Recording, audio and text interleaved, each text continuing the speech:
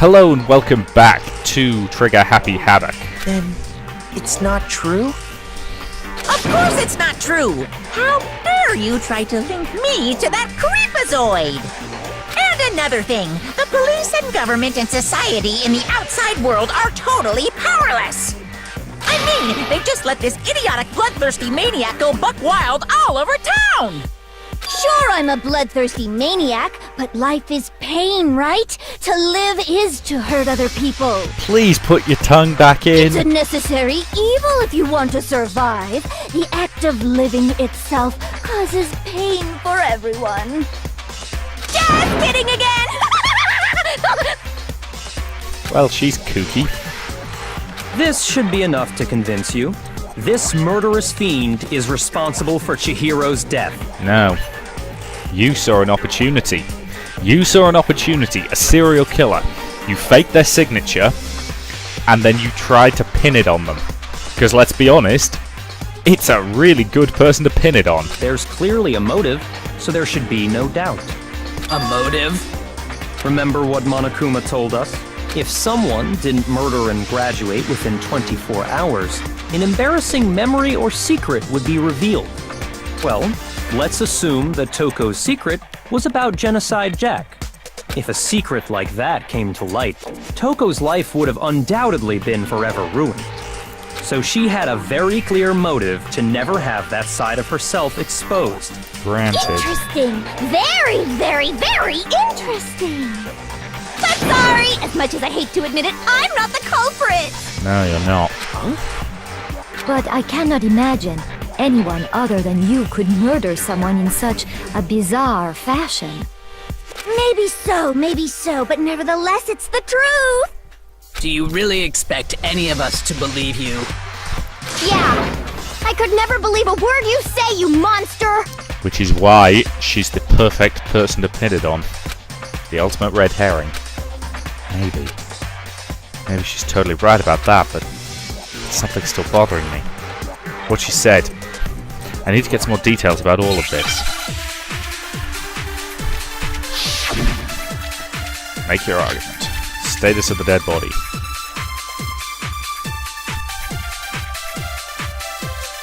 Sorry, but I didn't kill anyone. You say that, but do you really expect any of us to believe it? Perhaps if you had an alibi, that would change things. Oh, an alibi, huh? Now we're talking. When you compare your past murders to this incident, Yes. the modus operandi matches completely. No, it doesn't. It's close. No, But it it's not. doesn't. The signature isn't quite right. Are the methods of murder really exactly the same? I'm not so sure about that. Yeah, Genocide Jack was a stabber. And stabbing someone and bludgeoning someone, two very different methods of killing someone. Especially from a psychological point of view. I think there's a slight difference between the Genocide Jack cases and this one. Huh? How's it any different? Uh-oh, you don't know? Well then, human garbage, let me tell you! She's kooky. I murder with passion and conviction. Yeah. I consider myself a professional, and I have a very particular way of doing things. Yep. Pairs of scissors. Scissor in each wrist. One coming in each side. Oh, probably about the third or in between, probably the third and fourth ribs, somewhere in that region. And one straight into the spinal column. That'd be the one that's actually the death blow, I would have thought, unless they died from pain or blood loss before then. Imagine you go to a fancy Italian restaurant. They're very picky about the noodles, the sauce, everything. But what happened to Chihiro? It'd be like if that same Italian restaurant started using ragu or Chef Boyardee. This is no creation of mine. Still gonna have to lock her up. Let me rephrase that, in a way that maybe makes more sense. There are two be clear nice. differences between the Genocide Jack cases and this one. There's one clear difference between the murders. In the photos from the other Genocide Jack cases, look at the neck and stomach. Here you'll see a clear difference. A gun! For one, the cause of death is different. Yeah. The signature's close, but not In the close enough. Genocide Jack murders, all the victims were killed the same way. According to the case file, they were all apparently killed with a pair of scissors. Actually, they all looked to have been killed with about 5 pairs of scissors, but yes. But Chihiro died from a blow to the head, right? That's a that's a practical killer, as opposed to somebody who does it because they get off on it. Ah, yes. That is remarkably different from the other murders. Wouldn't it be strange for someone who kills the same way without fail to suddenly change their method? Very, very unusual. And there's more. One more conflicting detail. That's right! In my recipe of murder, if the bloody message is the tortellini, then the arrangement of the body would be the pesto sauce! Can you please stop comparing it to food? I haven't had breakfast yet, and I don't want you to put me off. Could you please stop comparing killing people to cooking? Thank you. So, are you saying the other difference has to do with how the body was arranged? Yup. How she was suspended. So does all the other victims were stabbed through their hands. Here you'll see a clear difference. What was used to suspend her? Do you remember what the killer used to suspend her? They used some kind of rope to hang her up by her wrists. There's an extension cord from the What library. is your point? Well, in all the previous Genocide Jack cases, something else was used to suspend them. Scissors. Many, many Specifically, pairs of scissors. Pairs of razor-sharp scissors. Seriously, who bulk orders razor-sharp scissors? And guess what? I used my own specially designed scissors for the murders and the arrangement! How the hell do you get them, and how have the police not traced them back to you then? Like I said, I'm a professional, so naturally I'm very picky about the tools I use. And you know what else? Big Mac said there's 2 differences, but he's wrong. Third difference? Big Mac? Are you referring to me? Listen up, Big Mac. There's actually one more difference. I'm listening, you crazy person. Huh?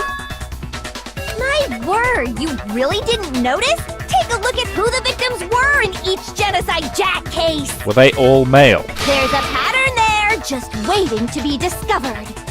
A pattern? Was I right in my initial assumption? Were they all male? Figure that out, and it'll be plain as death why I couldn't have possibly killed that little lolly girl. Let's see. There was a pattern surrounding the victims, and Chihiro didn't fit it. Look at the names of every victim. What you'll notice is, I figured it out.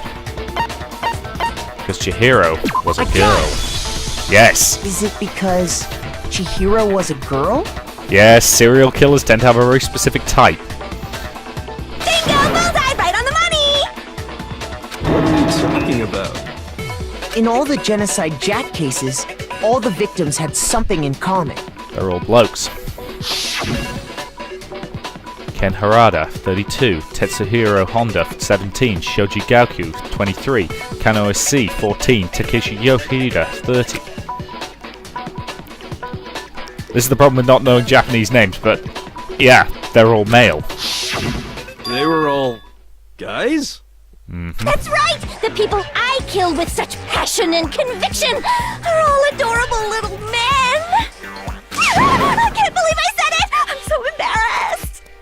The hell is wrong with you? She's crazy. I Move can't on. help it! I'm just a full-throttle boy-on-boy fangirl, and the mopey side of me just hates it. But now I'm on the fast track to becoming a full-fledged fan madam! Okay. So since Chihiro was a girl and not an adorable little man, you wouldn't kill her? Nope. Would an Italian chef suddenly start making ramen just because they're both noodles? Don't be stupid. Exactly. Serial killers always have almost always have a specific type, something they want.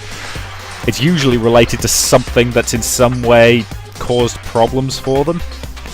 So quite often, to use the classic cliche example, guy has a really terrible relationship with his mother, starts killing women who remind him of his mother. It's, usually same vague age as the time when, whatever inciting incident it was, same hair color, same basic weight, that kind of stuff, same race usually. You do occasionally get killers that will cross racial or gender lines, But they tend to be more opportunistic killers rather than ones who are this crazy. I have too much passion and conviction to cross that line. That's the absolute reality of the one and only. We get it. You've clearly explained your hobby and your philosophy. But that's not all there is to it. It's a different matter entirely, when you're forced to kill in order to survive. Quiet, lolly car! That's the problem. It's a psychosis. She can't break it. She will kill the same way every time. Lowly, Kurt. I would never kill for a reason as petty as mere survival. She wouldn't. And if by some fluke I did kill to survive, why would I bother with the message and arrangement? It'd make me the obvious suspect! Very true. That does make some amount of sense. Plus, whatever reason I have for killing, I would never leave out my prized scissors. Did you bring them with you? Who would go out of their way to use a big, stupid, heavy dumbbell? Maybe you used the dumbbell because you couldn't find any scissors in the school? I'm expecting her to pull like 6 pairs of scissors out of her skirt. Scissors? I don't just use any scissors. I only use my own set of high-class envy of the entire world scissors! Okay, whatever. There still aren't any in the school. Are you sure about that? Yeah, I suspect she's got some. Da-da-da-da! Yep. I figured she was the kind to carry loads of them on herself at once. She's fully equipped! Don't worry, she's not going to kill anyone. That's right! So I can kill anywhere, anytime! It's not her style. Why would I resort to dumbbells or rope when I have my trusty scissors by my side? Go ahead, tell me I'm wrong! You can't, can you, gutter dogs, all of you! Well, she's crazy, but I believe How her. to tie a good knot! So rope's totally out of the question anyway! Which means we're back to my previous no idea theory. What's going on anymore? It's Could such a Bayaka. heinous villain really be innocent? But the body really was suspended, right? And nobody but the police knew about that. Yeah. That's why we figured it had to But be the how real did deal we and know? not some copycat killer or whatever. There is one person. One person who could have copied Genocide Jack's cases.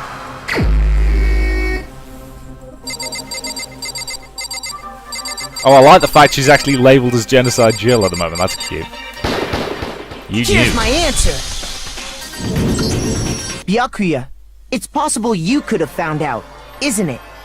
You'd have no problem gaining access to classified government documents or internal police records.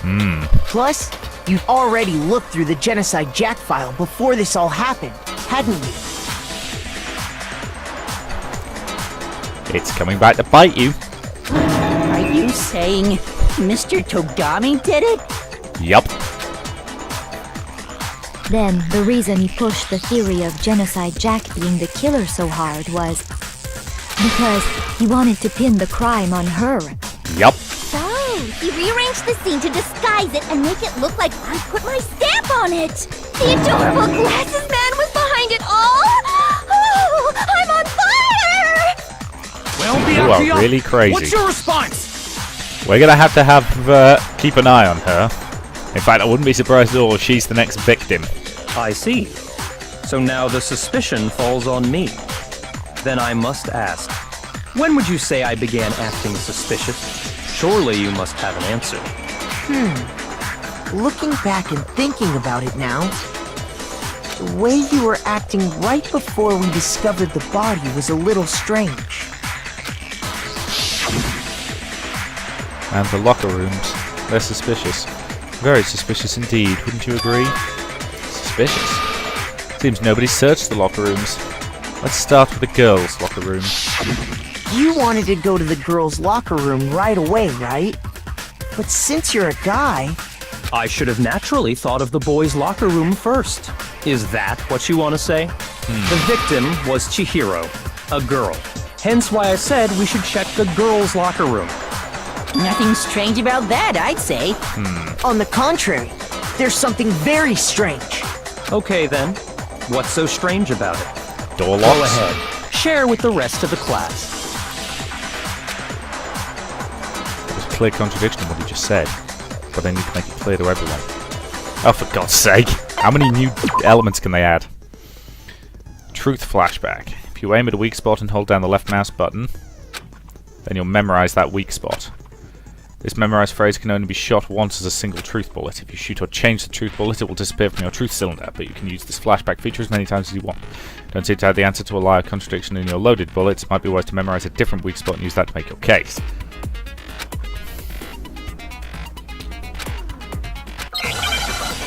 Okay.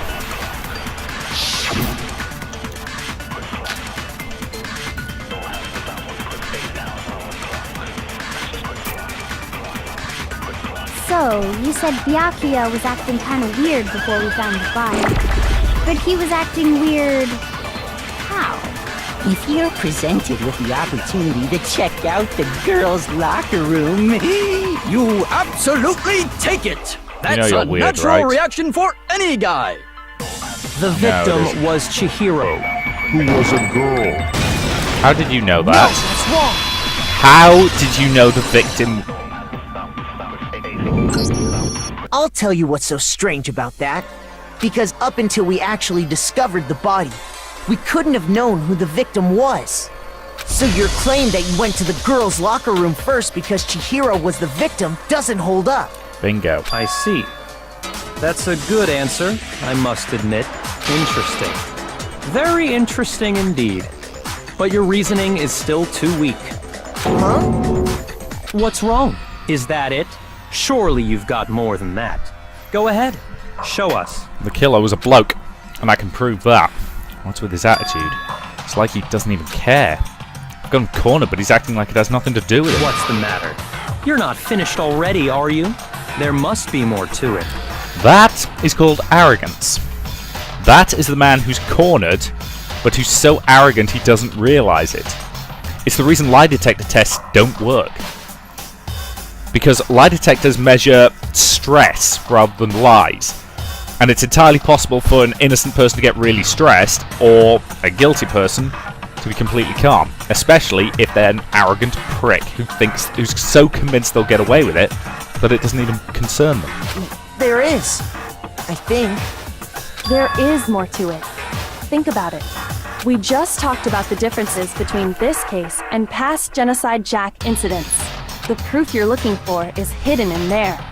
Oh? Proof that I'm the culprit, you mean?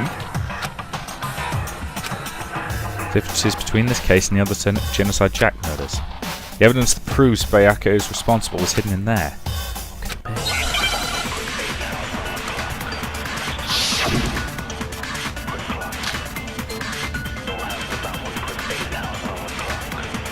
Desk lamp. What? The difference between the cases? You want me to explain it again? When I want to kill, I use my very own special scissors. And I use those same scissors to arrange the body. Yeah. But Chihiro was suspended with... It was some kind of rope. Was it not? It's an extension Right! cord. It absolutely was! then there must be something very fishy indeed about that rope. Hey, Byakuya, where'd you get it from, huh? I'd never seen That rope before in my life. No, that's wrong. There we go. You mentioned the extension cord to me.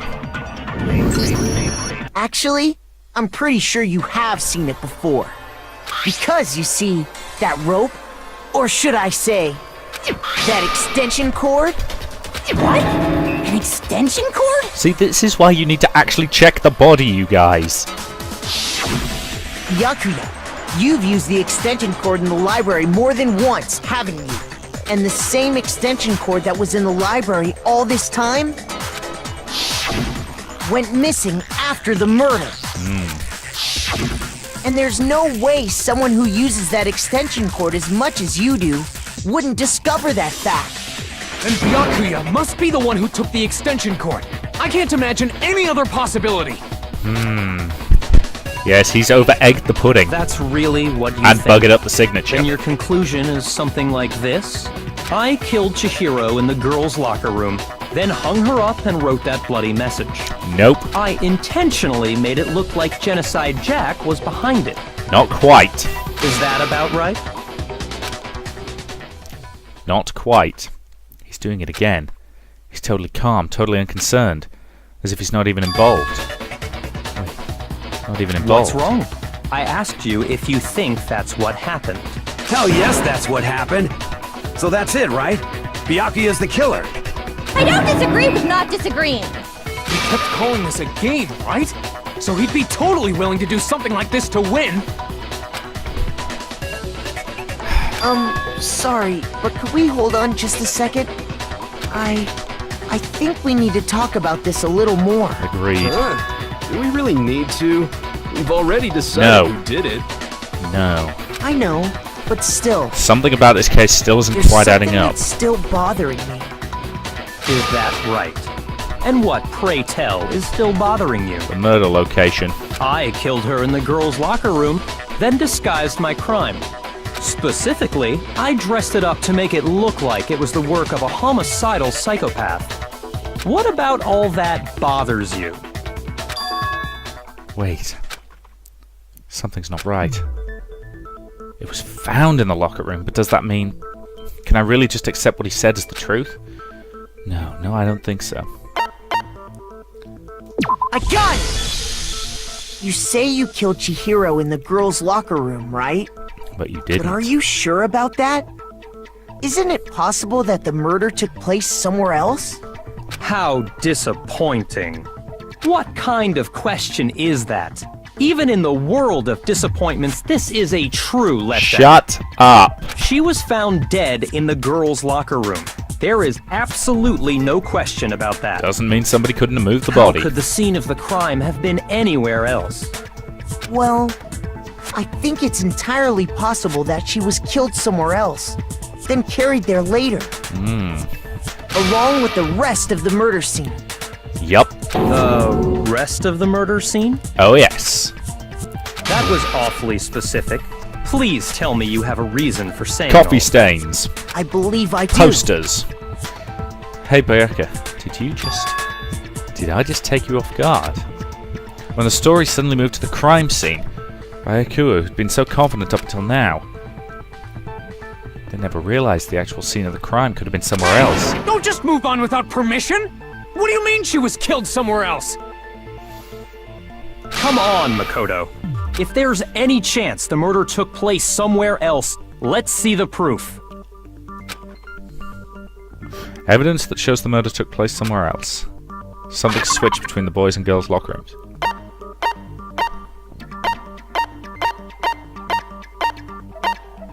The posters, for a start. I got it! The proof that she was killed somewhere else is the poster that's hanging in each locker room. Yup. Your proof is some posters? Uh-huh. The poster in the girls' locker room was a picture of a big-boobed supermodel. But don't you think that's kind of strange? Why would the girls' locker room have a poster like that? I bet those massive jugs of hers were totally fake! I'll be honest, if I was him, I'd be a bit nervous standing near her with those scissors. Meanwhile, the boys' locker room had a poster of the super popular boy band Tornado. Again, that doesn't really seem to belong in a boys' locker room. So you're saying that maybe the posters were switched? Yup. And there's one other thing I noticed about the locker rooms. Stain on the carpet. You know what I'm talking about, right, Sakura? You're referring to my protein coffee, aren't you? That I am. Protein coffee? While I was in the girls' locker room earlier, I spilled some protein coffee on the carpet. But I noticed that after the murder, the stain had been totally scrubbed away. But it hadn't. It's not that the stain was scrubbed away. It was moved.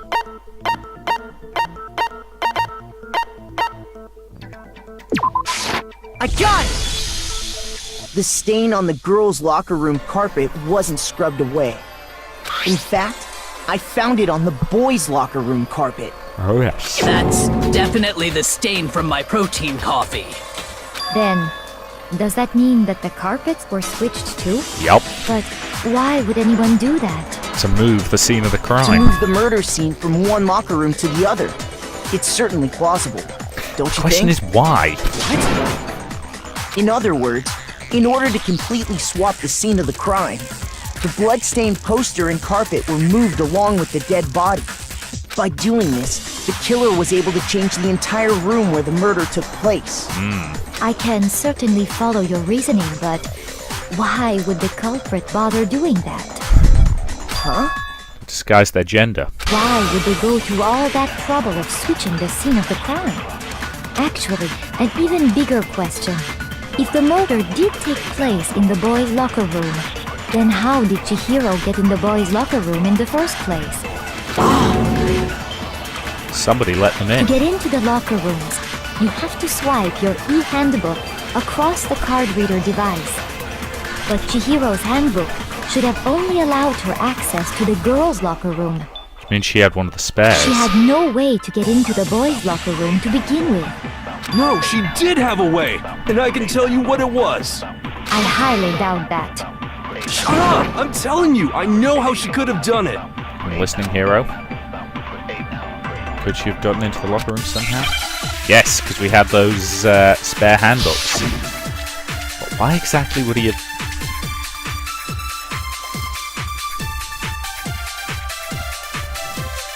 Is it really possible?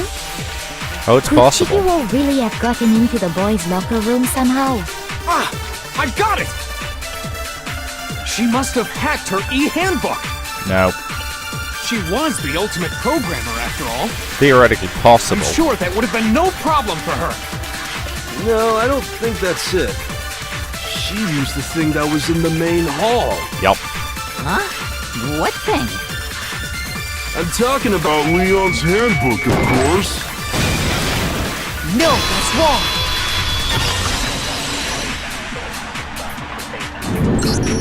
No, I don't think Chihiro used Leon's handbook. Why not? Because Leon's handbook was broken. Oh. Well, then, yeah, I guess that'd be pretty impossible, huh? Yes. I am struck silent by how quickly you gave up. Plus, isn't there a regulation against using someone else's handbook? Not quite. Actually, the rule states that loaning your handbook is prohibited. It says nothing about borrowing one. In other words, you could borrow a dead person's handbook all you want, and you'd be safe.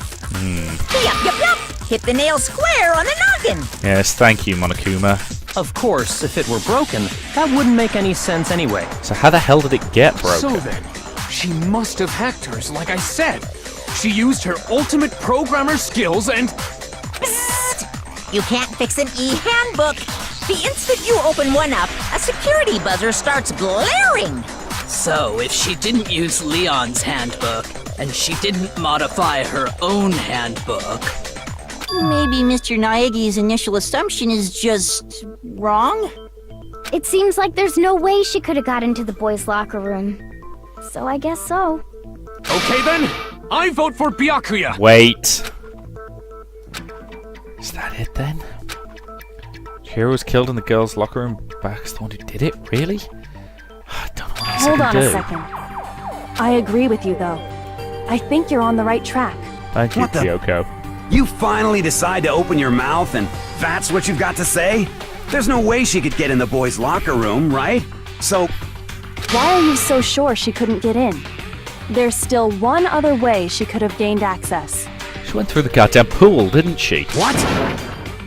Is there even a... What are you talking about? What other way is there? Well, to explain that, why don't we take a little break from the trial? I'd like you all to come see something. Wait. Just what do you think you're doing?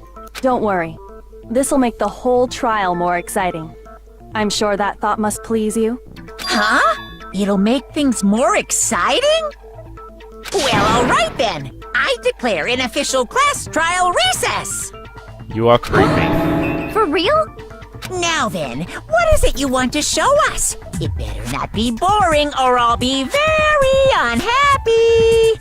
Well, I think we'll find out what she wants to show us at the beginning of the next part. And please tell me the solution's not as simple as the doors to the pool aren't card locked. So you could have gone in the boys, gone through the pool, and then into the girls. Either way, we'll see you in the next part. So, thank you very much for watching, and I will see you in the next part.